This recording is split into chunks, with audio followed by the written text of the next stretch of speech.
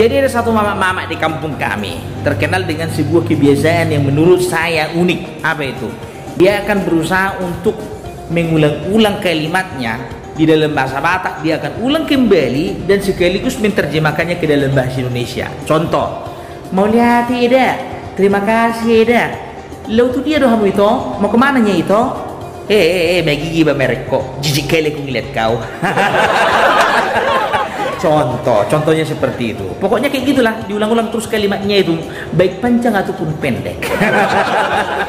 Jadi satu ketika, biar tahu kalian, ya, mencurilah anak inang ini di kampung sebelah di sebuah kode. Yang dicuri pun nggak tanggung hamuna, tabung gas 12 kilo. Sedangkan si 3 kilo pun mahal, apalagi yang si 12 kilo. Jadi memang udah palak kali lah siapa ini kan yang punya kode ini, diseret lah anak ini. Kebetulan lagi ramai di kampung situ kan, di sekitar rumah anak itu kan. Kenapa itu? Kenapa? Woi, kata gitu kan.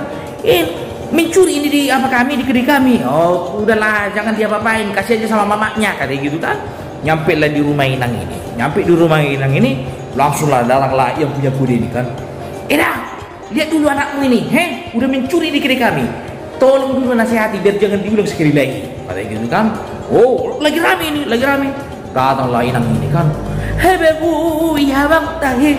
Ulan nama berparsak tuh terus. Aduh, ya Tuhan, silahanunya kau bikin sedih.